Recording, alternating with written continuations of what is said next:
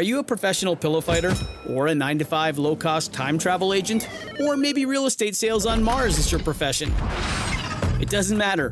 Whatever it is you do, however complex or intricate, Monday.com can help you organize, orchestrate, and make it more efficient. Monday.com is the one centralized platform for everything work-related. And with Monday.com, work is just easier. Monday.com, for whatever you run. Go to Monday.com to learn more.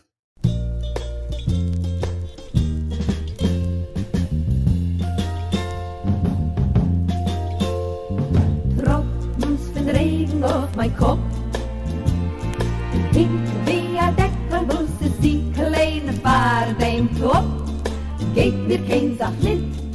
Hey everyone, welcome to Kill Me Now with Judy Gold. I am your host, Judy Gold, and I can't believe I'm even able to talk. I have been in rehearsals for 8 hours a day and just spent this past weekend learning my lines. I didn't leave the house the entire weekend, but I'm really excited about the show. This week on Kill Me Now is my part 2 of my interview with the incredible, the talented, the amazing human being known as Wilson Cruz, who I fucking adore.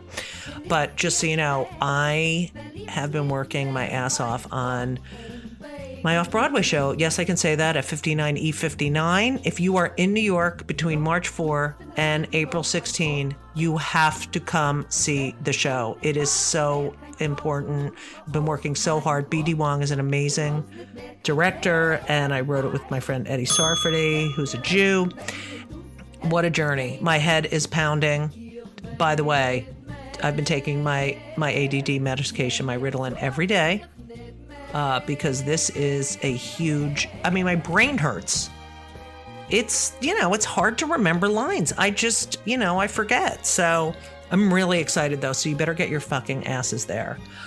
And as I read more and more about Ron fuck asshole piece of shit DeSantis and banning books and just erasing Black history, I can't believe the direction we're going in, and these motherfucker Republicans. I hope you also enjoyed the Saturday's National Day of Hate. The fuck is that shit? You know what I hate? I hate when people look down at their phone while they're walking down the street. It's really fucking annoying, so stop it. And if you live in New York City and you're walking up the subway stairs and you're staring at your phone and walking really slow, I swear I'm going to lose it one time and someone's going to get hurt. So that's my National Day of Hate. But anyway, that's it. I can't even answer emails or see people. I am literally completely focused on, yes, I can say that, at 59E59. So you better get your fucking asses there. It's a very important show, and yours truly is starring in it. So that's that. Elisa brought in some raspberries, ate them all, and then left the container here. So that's my lava. Anyway, I think that's all I have to talk to you about because my brain hurts and I can't really think of anything else besides the fact that I love Wilson Cruz, and I really hope that you enjoy part 2 of our conversation. He's just a special person, and you're all special for listening to my podcast. So please sit back, relax, and enjoy part 2 of my conversation with the one and only Wilson Cruz. You start shooting, and your father sees the character. So we didn't speak. We didn't speak for that whole year. And, it's funny, Winnie Holzman and I have talked about how this happened. And she doesn't remember if it's because she knew what had happened to me or if this was something that she had wanted to do anyway. But Ricky goes through a very similar experience where he's thrown out of his home and is homeless at Christmas.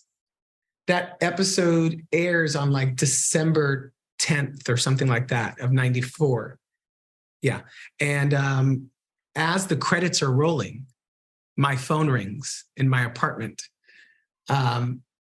and it's my dad. And I can hear like the music credits in the background. Yeah. And he goes, I think it's time for you and I to talk. And I said, okay. And he said, why don't you drive out this weekend? So I did. I picked up a 6-pack of beer because I know who my father is. What kind? Budweiser.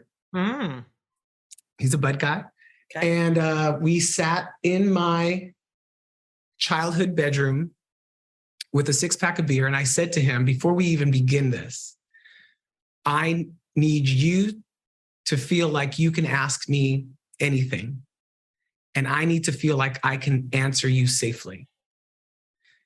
And with that as a foundation, we had one of the most honest and vulnerable on both sides conversations I've ever had in my entire life. Wow. My father and I, growing up, were strangers in the same home. We barely spoke to each other. I think he didn't know what to do with me and I didn't know what to do with him. And he was just trying to make money to help us survive.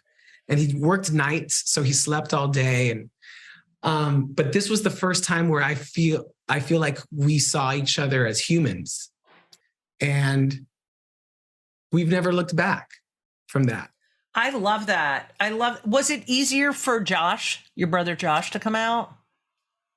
No, I wish I could say that it was. Wow. Because it could have gone either way. It could have gone, okay, I get it. Or, oh, you fucking kidding me. Yeah. I mean, his story is for him to tell, but you know, he went through a really hard time. And I tried to be there as much as I could for him because I was in LA and in New York because I was doing a movie. I was doing All Over Me in New York when all of his stuff went down and he was in California. He ended up moving to Florida to be with my grandparents and he finished high school out there. Wow.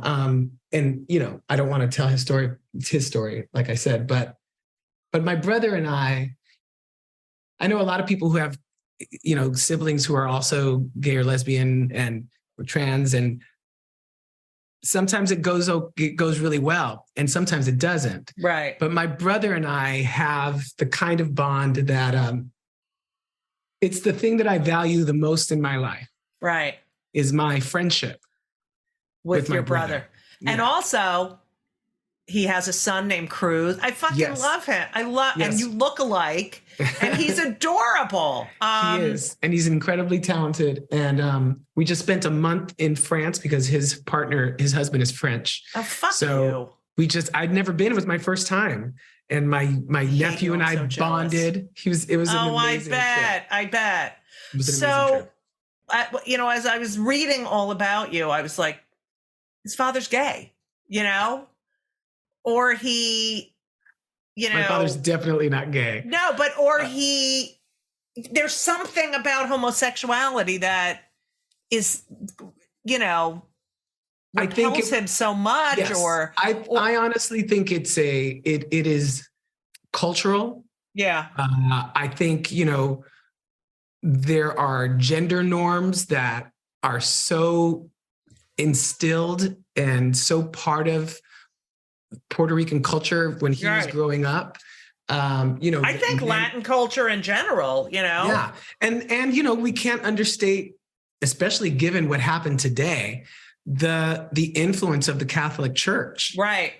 Pope came out and said, homosexuality is not a crime. Right. It wasn't a sin. Right. He said it was a crime. That these laws around the world that we see are popping up shouldn't exist. So anyway, we can't understate the influence of that church on Puerto Rican culture, on Latino culture in general. You're right. And but my dad also knows that he knew gay men in the past, right? There were people that he knew were gay.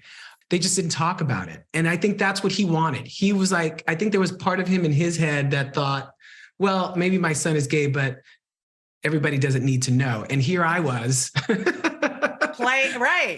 Telling everybody, you know what I mean? Right. So, and he thought it was a reflection of him. He thought my sexuality had something to do with him. And I had to clear that up. It was all about him.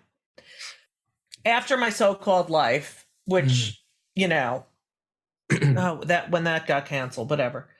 You. I know. It was harder for you to get work, and you realized, wow, as you had mentioned earlier, there's no people of color on. Like, it's interesting that, you know, ABC, when we were on the same lot and we became friends because I was obsessed with the show, but this was the first Asian American family on, and then, you know, we had My So-Called Life, and, you know, it's not like you got a plethora of work. I mean, think about Jared Leto or Leto. Is it Leto?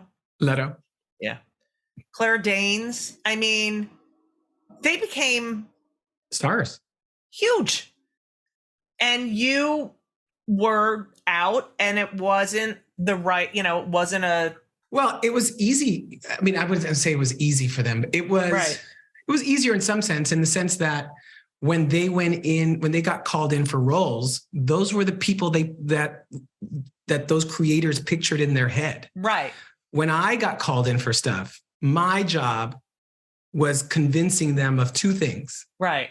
That the person that they dreamt of when they wrote this doesn't necessarily have to be that person. Right. And that person could be me, right? Somebody like me. You know, and I tell this to young actors all the time. I come from the school where I'm going to fit myself into a role. I'm not going to put on a role. Right. Because especially in TV and film, they don't usually know what they want. Exactly. It's your job to tell them it's you.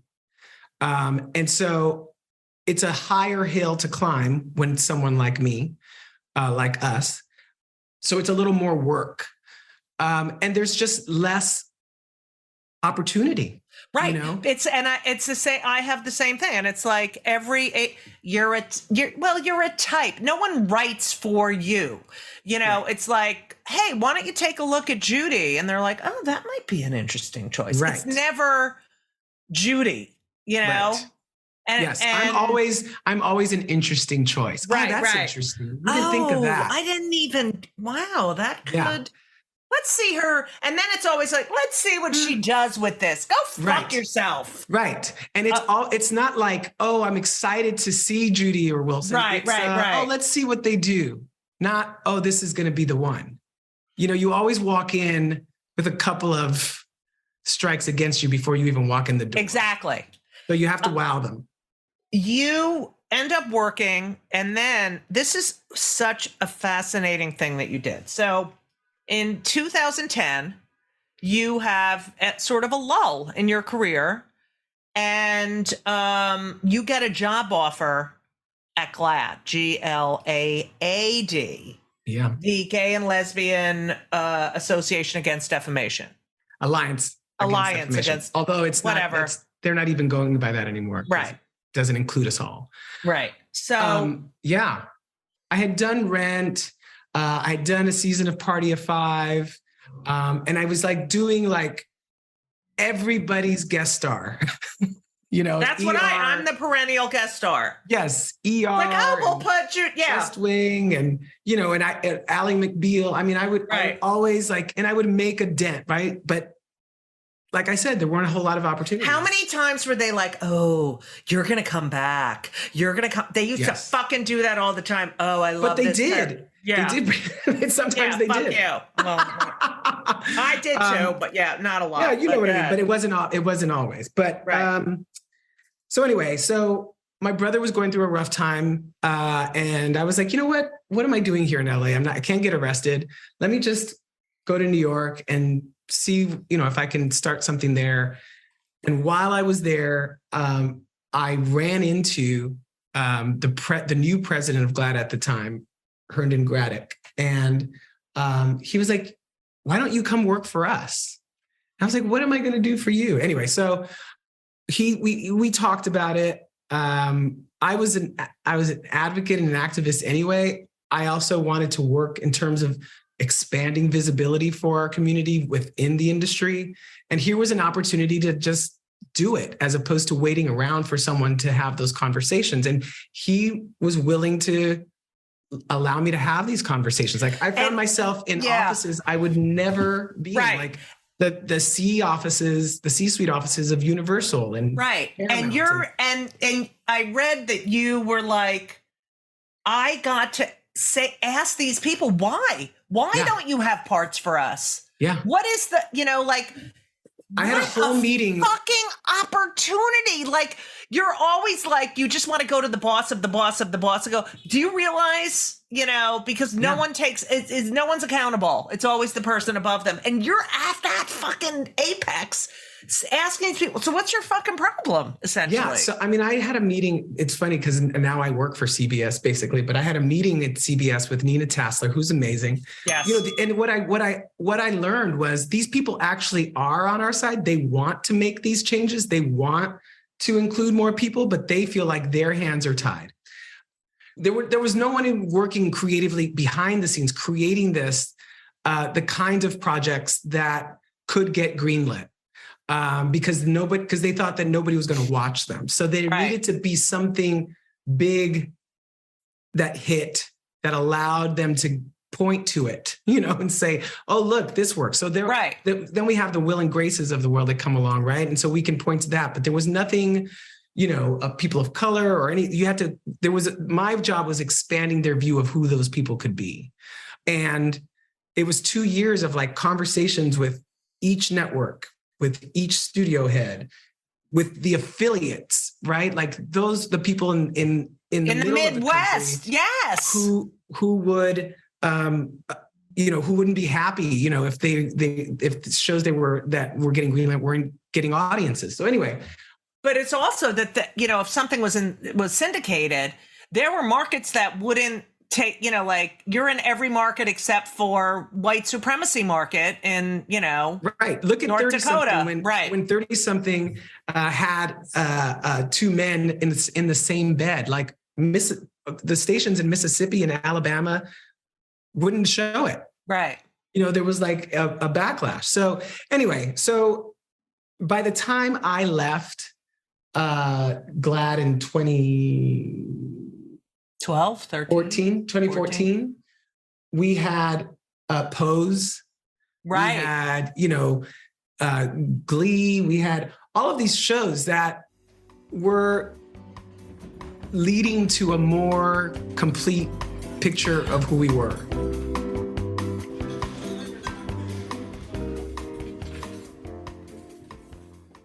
This episode is brought to you by Progressive Insurance. You chose to hit play on this podcast today. Smart choice. Make another smart choice with Auto Quote Explorer to compare rates from multiple car insurance companies all at once. Try it at progressive.com. Progressive Casualty Insurance Company and Affiliates. Not available in all states or situations. Prices vary based on how you buy. Okay, you have to tell me, what was it like walking into these offices? First of all, what did you wear a suit? Were you? Oh yeah. Okay. Yeah. So would you go by yourself, or you had people there to support you? Sometimes the president would be there with me. Right. Or I'd have other staff with me. There was, to be honest with you, it was always like they were there. They were letting us have this meeting at first. Right. It was perfunctory for them. Yes. Yeah. And then we would get into it. Right. And, GLAAD has these, we grade all of the networks and all they do. They grade all of the networks and all of the studios. And so we could go in with statistics and numbers and show them how they could do better, where they did great, point to things that they did great, but also say, like, you aired this episode where, this was offensive, or I don't want to get into specifics, but we would call them out on it and then give them the opportunity to defend themselves or show us how they were going to do better. Right. And sometimes they just were like, oh, we didn't know that was offensive, or, did you ever get like a really surprising reaction and defensive and what, fuck you, like whatever. I mean, I don't know how these people behave, but I mean, I wouldn't say that people nobody got like fuck off or anything like that. Yeah. But I do think that there were people who kind of shrugged it off. Sure. And paid some lip service and didn't so really do annoying. anything until they saw someone else succeed at it. And then suddenly they wanted in too. Did you ever call anyone out for that? Or did you have to be? I mean, it's so had to, yeah, because we had political. Yeah. Yes, because we needed to continue to have access to them to continue to have the conversation. But again, this takes me back to like being a kid and adapting and reading a room. Reading the room. Like, yes, I could read a room. I could be charming, or I could be a bit of a professor if I needed to be. Right. With these people, or bring my hammer. CBS was tough because they were always at the bottom. They were always at the bottom of the grading curve. So those conversations got boring really fast. And I would say it towards the end, I was like, I'm really exhausted with this conversation. Right. Because you wore me the fuck out. Yeah. I feel like I come in here every year and nothing moves. And now, of course, they have like the largest sci-fi LGBTQ cast on television that I'm We gotta get where are the lesbians? Where are the 55 plus lesbians? Come on, fuckheads. We have Tig Notaro on our show. Oh, that's who got it. I auditioned. Come on. I know. Gay Maud. That's not Gay enough. Maud. Leslie Maud, you fuckheads. Come on. I'm in. Okay. Anyway, it was a very interesting job, and it also took you. So it took you away a little bit from the grind and it's just so interesting. I think psychologically for you, and it would be for me, that like, okay, so my career's kind of in a lull, but I get to confront the people, like most people are their career is in a lull and they sit there. What did I do? Why is this not? And you go through these fucking head games, but you are proactive in saying, I mean, like, who gets that fucking opportunity to go in there and say, what the fuck? And that's how I saw it. Yeah. And I never made it about me. I really didn't. Right. But I did make it about me in a general sense, which is I don't see people like me on TV. Right. I don't. I see a lot of people like me on the street. So, they're in the world. Why can't our screens, whether big or small, actually reflect the world that we live in? And that was my go-to line, right? Right. And I would say this every time. I was like, how in the hell do you do a show in New York City about 6 friends? Oh, and not one of them is a person of color. Hallelujah. Oh my God. And they apologized. They apologized. Of course. But when I was saying it back in 2012 or whatever, they looked at me like I had 3 heads. Right. It's crazy. And just because representation is everything. We as a culture found that acceptable for way too long. The fact that is only changing somewhat now is shocking to me. That that the networks and the studios at this point are like, oh, we should probably have more than just white people in this. Right. And it's so funny because as I said earlier, that I watched the pilot. And I was mostly curious to see how they handled you and your character, Ricky Vasquez. And, it's just so funny. When they talk, when what's her name? Claire Danes' parents talk Bess about. Armstrong, yeah. Yeah. Patty. Talks about, wait, what do you mean bi? How do you know? And the little sister knows what bi means. And she's like, that means bisexual. What? What's going like, it's like, oh my God. You're totally. A fucking heroin addict. Exactly. It's just, I have a really interesting question that another thing I've never asked anyone and, that I kind of have an issue with a little bit. I came out in 96 in straight comedy clubs, and talking about how I had a kid and I'm a lesbian and blah, blah, blah, blah. And I felt the shift in the audience. And I definitely I was similar to you in the fact that I can't fucking fake this shit. I can't go on stage and be like, hey, I'm dating. Like I couldn't do it. And so And at that time, I was asked to do, I would get, can you host this? And can you host that? And here's an award, and here's the Gay and Lesbian Family Award. And, and then people started coming out, but they came out after they made their money, after they knew they were settled, after they knew that, it was safe.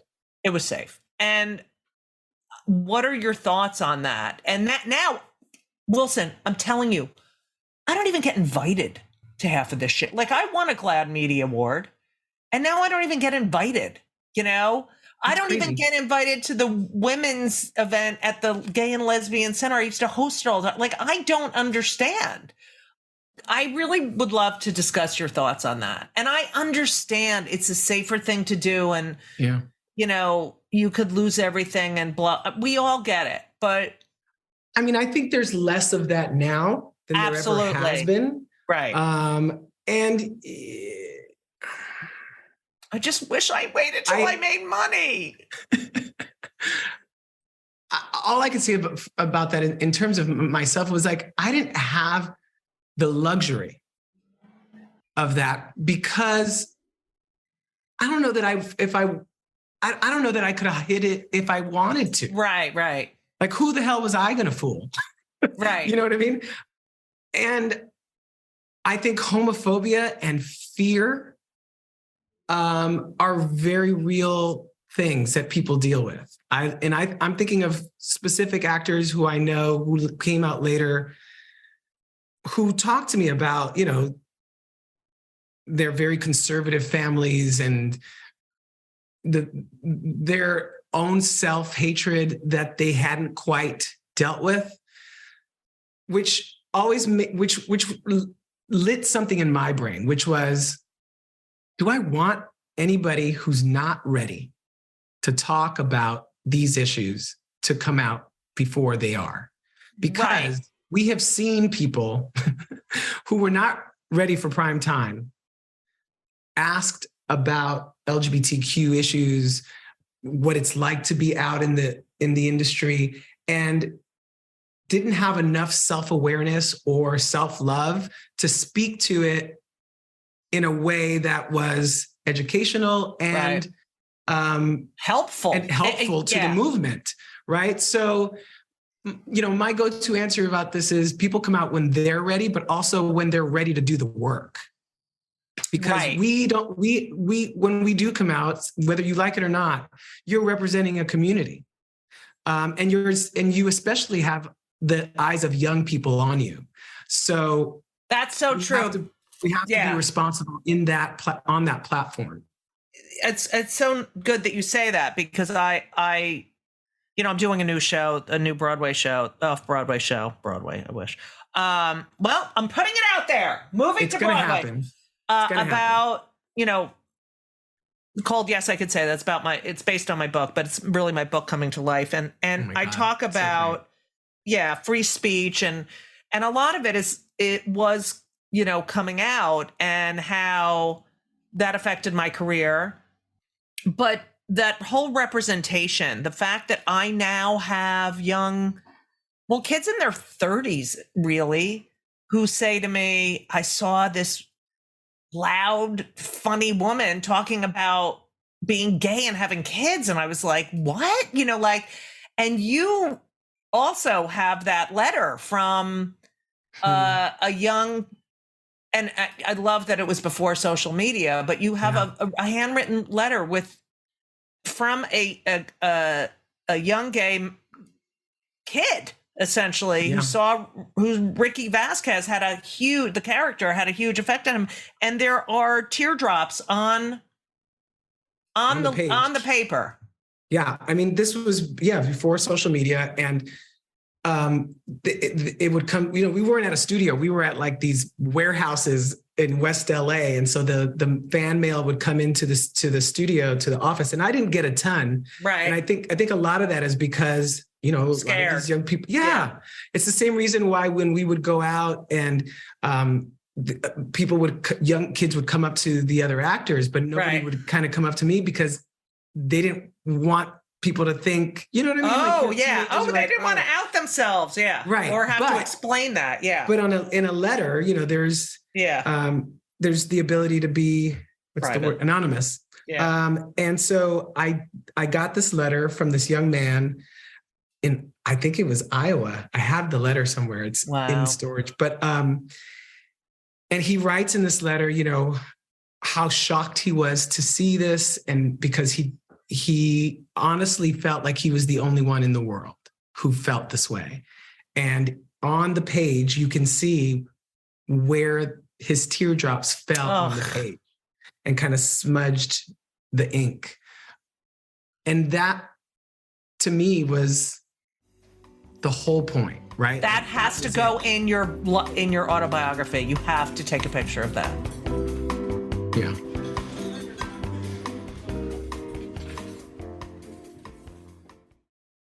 This week's episode of It's Judy Show with Judy Gold is sponsored by BetterHelp. And if you know me, which I think you do because you're listening to my podcast right now, you know that I am a big advocate for therapy. I think it benefits everyone.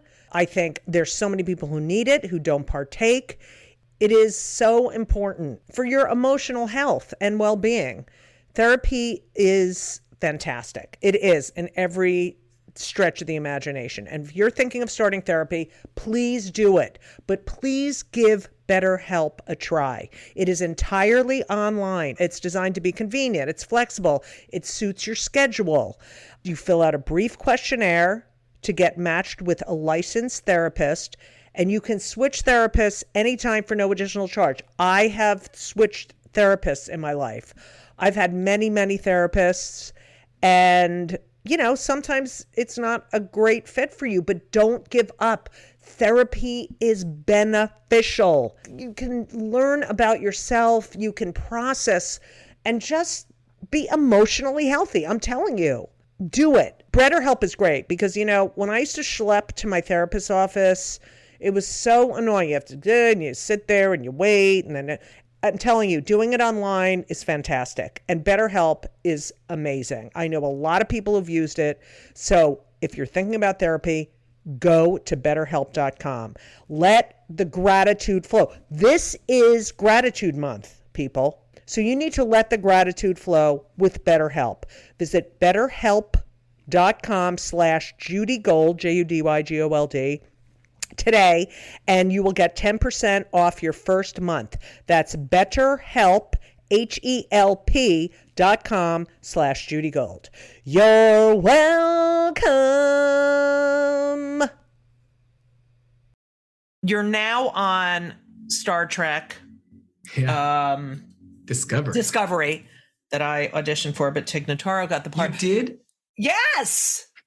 And you're with another gay actor, Anthony Rapp, who I fucking love. What's not to love? What is not to love? Who opened his show off Broadway? Oh, yes, off Broadway. I want to go see that. Did you see it yet? I haven't, because there are a couple people coming in from Canada, from Toronto, to come see it. So I'm going to go see it with them in the next couple of weeks. I'll have fun with them. But you should come with us. I will. Going full circle, thinking about everything you've gone through. You are now on Star Trek Discovery with a lesbian, another gay man, and yourself. And I'm sure there's plenty of other out gay people there. A non-binary actor. Trans actor. And we have openly LGBTQ people playing straight, presumably straight roles in the cast as well. So, we're led by an African-American woman who plays the first African-American woman captain on our show. So, it's an unbelievable cast. It is the cast that I used to talk about. Why can't our screens look like what the people in the world? Yes. The only thing missing is a tall Jewish lesbian on that fucking ship. Yes, I agree. Who's going to do the finances? We're spending too much money here. No, it's a dream. It's a dream. It really is a dream. I got killed off, and they brought me back. And it's just been a really fascinating character to play for an actor, right? Like he was endlessly fascinating to me.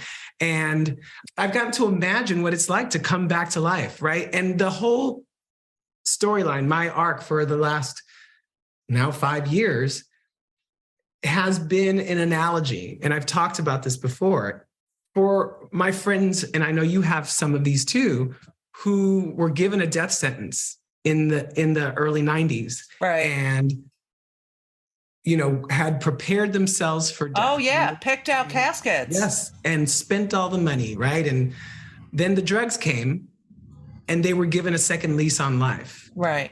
And started to look at their lives and go, oh, well, now that I'm going to live, what works? What doesn't work?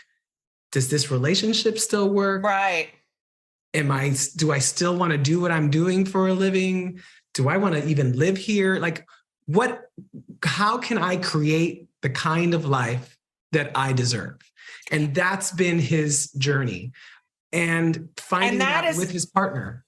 And that's the journey of the fucking COVID for so many people. Yes. Ugh. So, it's been great. Like, he's the doctor and he's taken on the duties as counselor on the ship as well. And those conversations are really fascinating to do. So just as an actor, it's been a gift. Like, I'm a completely different. And it takes 9 or 10 months. So you're only off like a couple months. Well, now we're only doing 10 episodes. So we're doing 6 months. Oh, okay. That's good. It's better now. But when we were doing 13 to 15, I was up there 9 months out of the year. Yeah. Yeah. Speaking of fucking freezing. Season 5, I think, will be out early summer, I think is what I mean. I love you so much. First of all, I love you so much. I love you. And I feel like you're my little brother. And I am. Oh, I just adore you. And we're still here. And it's so funny because Elisa's like, what's with, because Elisa, my lover, when I saw you at Joe Allen, she immediately picked up on like, what was that? Like, I'm just like, you don't understand, I love because, you meet, she's always meeting people that I worked with, like, 20 years ago who she never met. She's like, who was that? And then, but that she felt, whatever. Okay. So, I always ask my podcast guests 2 questions. Yes. I think I know the answer to one. But anyway, what do you do for your mental health? We're very pro mental health. I don't know if you could see this picking of my fingers lately because I'm in the middle of my show, rewriting the script. But yeah, I have a lot of anxiety.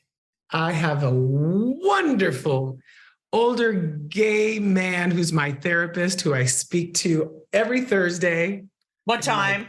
Cognitive behavioral therapy. I love CBT. I love CBT. It saved my fucking life. Oh, Isn't it the best? It's everything. I speak to him every Thursday at 5:00. And I used to say that before I met him, I was like, oh, I'm spiraling. Right. And now I know what that means. It means that I'm catastrophizing, which is what I do. And so now I catch myself going, bitch, you're catastrophizing. None of that is real. Happen. Right. Yeah, it's all fear. I know. That's what I love about CBT. It's like, you're like, I just made that whole fucking thing up in my head. Yes. And I've prepared my entire body and my finances and my relationships for this thing that may not happen. Right. So he's amazing. I love him. So I do that. And, I have a very extensive yoga practice that I start my day with every day. And you my have gym. Such a hot body. And I'm a les. I'm going to say thank you, but I'm getting older and oh God, don't even start. Don't even saying, with the fucking getting older. Things are harder. Look at my neck. Look at my fucking neck. I don't know. You can grow a beard. Okay. Okay. I'm just saying that, the pressure that I've put on myself throughout, the last 10 years to look and be a certain way, that can only go on for so long. So I've had to like reframe it for myself. And my new frame is I'm going to be as fucking healthy as I possibly can be. Right. Now, whatever that means. I just looked at myself in the mirror at the gym, and I was like, ugh, like sometimes if you just stop and look and you go, wow.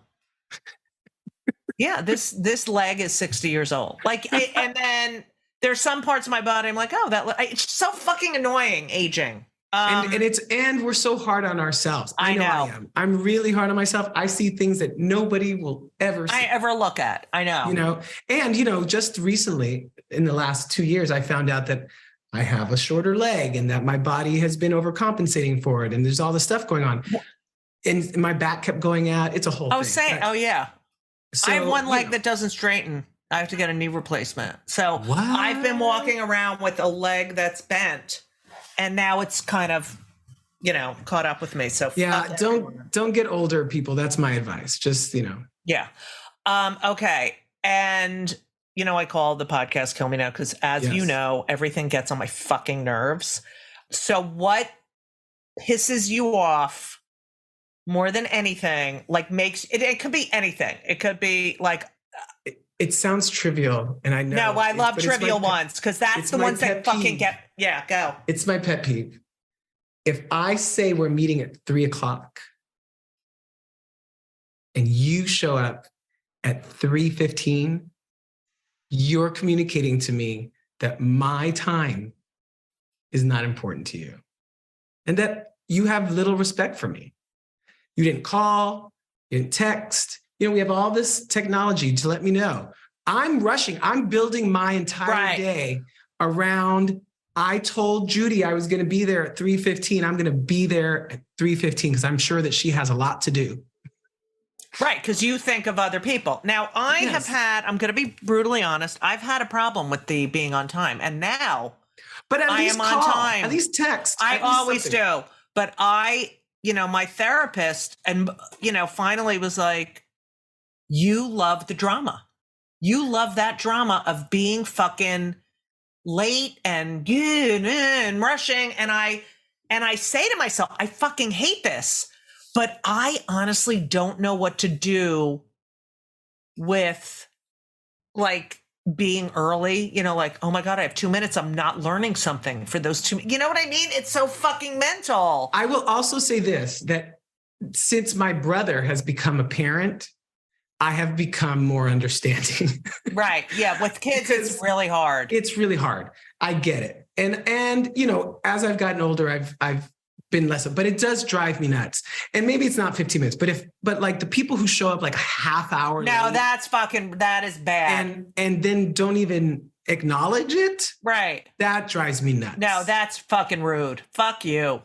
And I think because I had choir teachers and acting coaches who are on time is late, get there 15 minutes early. Right. That I'm always getting there. I'm always the first one. That's the other thing. I'm always the first one to show up anywhere, at a dinner, at a party. I'm going to do that. I'm the guy. I put it in my, I'll help set up. I put everything in my calendar 15 minutes early. Yes. That's what I do. Yes. That's nice. Same. It's trivial. I know. I'm sorry. No, I like it. It's not trivial. It's true. It's about respect. It is about respect in the long run. Yes. When am I going to see you? I need to see you. Let's hang. Okay. And you're coming to my show? Yes. When is that? It starts, previews start March 4th. Yes. It opens March 21. It runs till April 16. At 59. I will be there with bells on. Are you kidding me? I'm going to get you with that fucking opening night. Yes, let's do it. Because you're a baby boy. I love you so much. I love you back. All right. Where can people follow? I really hate social media. That's my fucking... Well, and it's gotten even harder, right? Since fucking Elon Musk's... What about Twitter? Everything. It's I don't even know what...